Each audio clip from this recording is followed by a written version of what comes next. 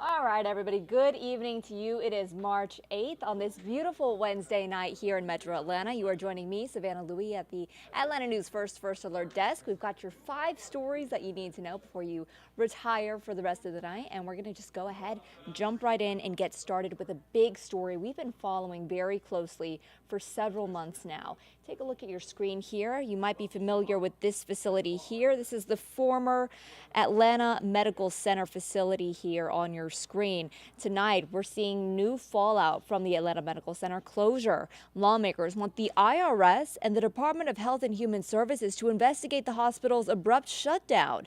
State and city lawmakers filed federal complaints against Wellstar, calling their closures intentional and healthcare redlining.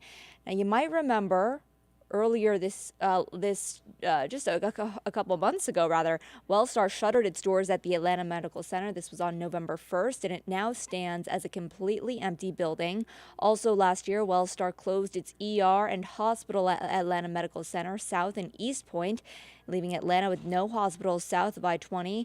No hospitals have filled that void up till today. So a lot of people seriously impacted by this, especially when it comes to their health care. For some people, impacted when it comes to their jobs. Now today, lawmakers went after Wellstar for the, quote, healthcare desert they've created. These lawmakers believe the IRS could revoke Wellstar's 501c3 nonprofit consideration, even questioning if they should remain a tax-exempt practice. Fulton County Commissioner Rob Pitts even called Wellstar's closure healthcare redlining. You might remember, if you've been in the Atlanta area, when this story broke, when we first learned that Wellstar's Atlanta Medical Center was closing back in October of last year, it was huge. People were extremely upset, extremely frustrated, and so it shouldn't really come to a surprise that we're still seeing some of this fallout occur. We're, of course, going to keep monitoring this story as we learn more about how the IRS and federal agencies are planning on handling all of this investigation and these complaints. All right, let's move ahead to another interesting story here. This one comes to us from the Georgia State House and the Georgia State Senate. Right now, an anti-Semitism bill has just advanced from the State House to the State Senate.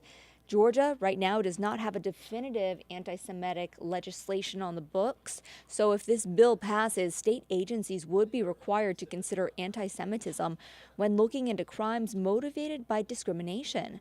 A survey from the American Jewish Committee reveals more than 80% of U.S. Jewish adults say anti-Semitism has increased over just the last 5 years. You might remember last summer here in Atlanta, swastikas were painted on the outside of Atlanta Federal Reserve Building, and that very same month, a man was arrested for painting swastikas on Atlanta's iconic Rainbow Crosswalk. We've also seen, and this was just a few weeks ago, several flyers left on people's lawns and in mailboxes with anti-Semitic language. This happened over in Dunwoody and Sandy Springs. Now, this bill being discussed right now uses the simple definition of anti-Semitism provided by the International Holocaust Remembrance Alliance.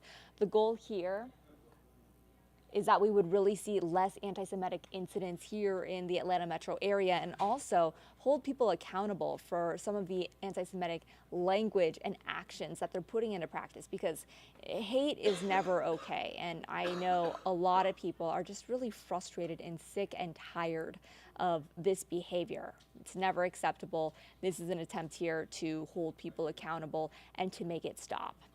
All right, third story I want to share with you guys tonight, something pretty interesting. This one coming to us out of Memphis, Tennessee. Tyree Nichols' death is now triggering a review of the Memphis Police Department.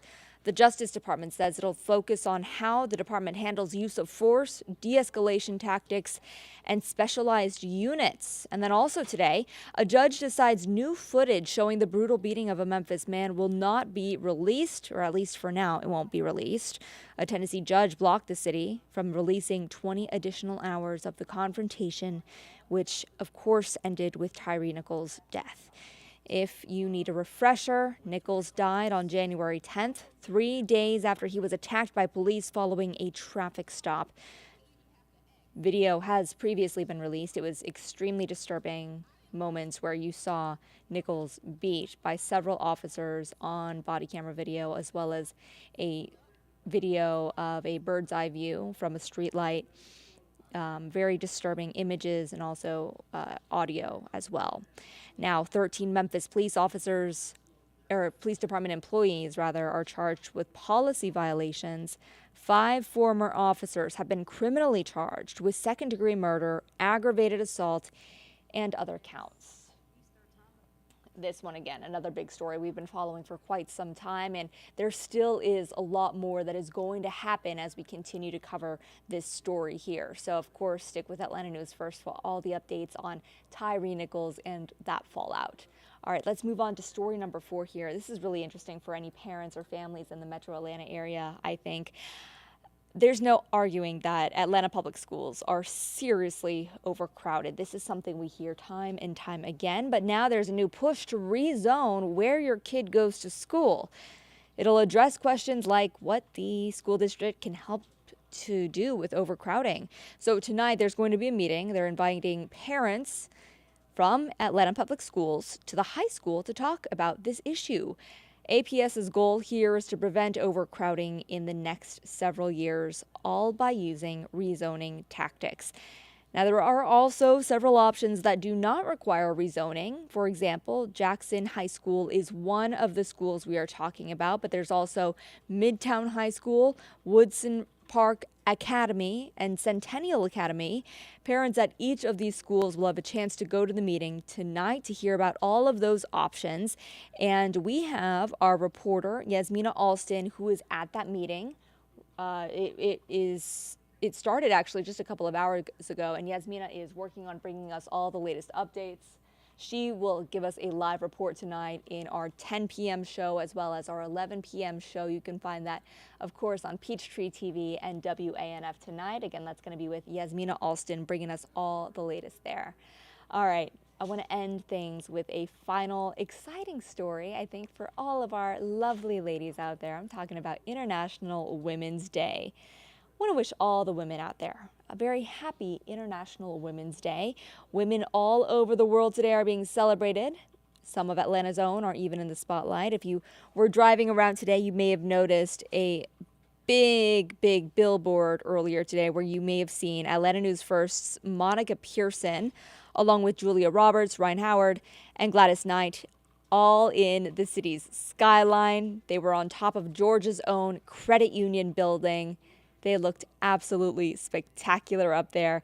You can catch this tribute before midnight if you want to go out, go for a little drive, go see it, and find that on Peachtree Street. And really, it is a great night for a little drive if you do decide you want to get out there today. I'm going to send you actually a picture of our skyline here. You can see traffic moving fairly good along the interstate. Not too bad for a Wednesday night. And if you are heading outside tonight, well, you might want to bring a jacket. Luckily, it's not too cold, but definitely temperatures are starting to drop as we are getting a little bit closer to the weekend. And that's going to be it for me and the weather talk. I'm going to pass things along now to the expert, Patrick Pete, meteorologist here. Hey, Patrick. Hey, Savannah, definitely a beautiful evening. Something that is a little bit noticeable out there is that temperatures are a little bit cooler than we would like them to be. It is dipping out there for sure. I'm actually going to switch something real quick, so if you can bear with me just for a second, I will have some imagery for you to see. There we go. Let's take a look at the next few days. Actually, first, I'll say hi. Hopefully you all are having a fantastic Wednesday evening. Today was pretty nice for a few hours. We had a good mix of sun and clouds, and we saw temperatures that climbed into the mid to upper 60s, depending on where you are. Unfortunately, the rain is about to increase. Now, we saw a couple of sprinkles tonight, but we're really first alerting you to tomorrow evening's drive because showers are going to be pushing into the area during the afternoon hours and lingering and actually moving in waves through the overnight hours. So going to be damp into your Friday morning, where there's going to be some lingering showers for some folks. That's going to prompt a little bit of a messy, maybe delayed or slightly longer morning drive. So we're first alerting you to maybe giving yourselves a couple of extra minutes for both of those drives. And then things clear out for the second half of Friday. I actually think by like 4 or 5 o'clock, we're looking at some sunshine and some temps that are in the mid 60s. So going to be pretty nice, even upper 60s south of Atlanta And then, unfortunately, rain will return again on Sunday. So that means any outdoor plans for the weekend, I don't know, maybe you're going to the Atlanta St. Patrick's Day Parade, all need to be done on Saturday, which is going to be a little chilly, but pretty manageable. So let's get you through it hour by hour, starting with watching some isolated sprinkles through the overnight. Now, you're just seeing the greens here, so this isn't too overwhelming. I don't expect this to be too impactful to folks working third shift, but I want you to know that that rain will be trickling in. And then as we head into the morning, expecting some spotty showers, but it to be really light and isolated.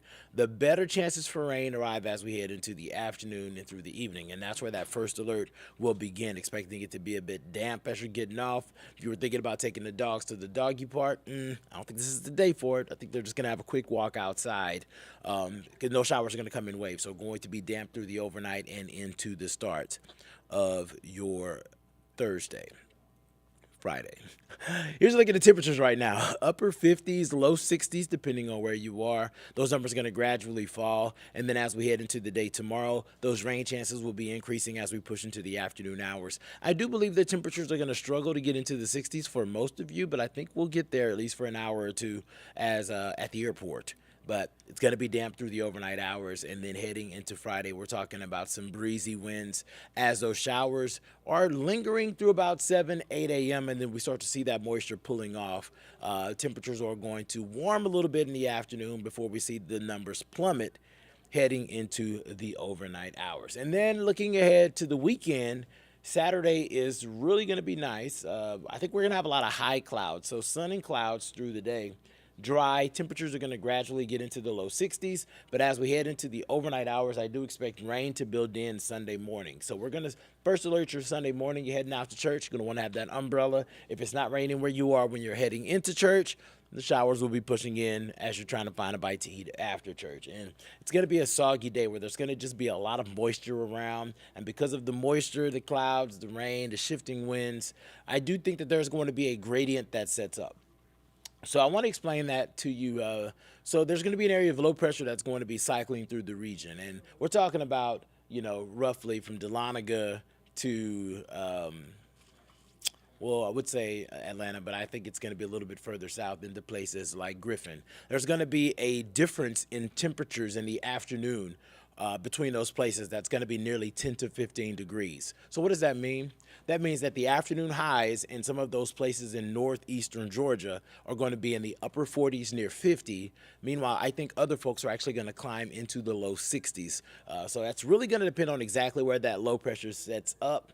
And because we're several days away, there's still a little bit of discrepancy on where that low sets up. So you're going to want to dial in to the forecast, not only tonight whenever we get some new information within the next hour, but also as we head through the next day or two, so through the rest of the work week, so that we can better time out who's going to have those cooler temperatures on Sunday and who's going to actually be pretty mild. So weather's fascinating. These systems can do something like give you a 20-degree temperature spread over 25, 30 miles sometimes. So it's going to be very interesting parsing that out over the course of the next couple of days. Meanwhile, we still are going with the high Sunday at about 59 degrees at the airport. That means that if you're north of the airport, you'll be cooler. If you're south of the airport, you'll be a little bit warmer. It's going to be damp, so either way, I don't think anybody's going to really enjoy those temperatures. But, of course, in purposes of the first alert 3-degree guarantee, we're going to fine-tune that number so that we can get that $50 to Hand, Hoof, and Heart because they are the charity of the month. Meanwhile, we'll see the rain exit late Sunday, early Monday morning. We're actually going to expect the actual day to be dry by the time you get on the roads. Call it mostly cloudy, getting into the upper 50s, low 60s. And then check out Tuesday morning because that's where my eyes go. 32 degrees. It's been a while since we've been at or below freezing, and we expect a large chunk of you to wake up Tuesday morning to freezing temperatures or below. So we'll be talking about probably frost and freeze advisories for some folks as, you see the pollen. Plants and stuff are blooming out there. Meanwhile, we're getting back into the upper 50s by Wednesday. So a bit of a roller coaster of weather this week. Thankfully, there's not looking to be a severe weather risk with the first two systems that are pushing through. But what we are going to see are temperatures that are going to fluctuate from the mid to upper 60s that we saw today to the 50s at some points early next week. So you want to stay tuned, and as we continue to fine-tune this forecast, we have some work to do behind the scenes for you, but we are going to have the latest and greatest information for you tonight at 9. So I am going to leave you with this 7-day forecast so that you can make plans for Saturday. You know, make sure you have some sleeves if you're leaving the house early morning, because temperatures are going to be near 40 and we're going to get near 60 through the afternoon. And don't forget, spring forward early Sunday morning. Y'all have a good night.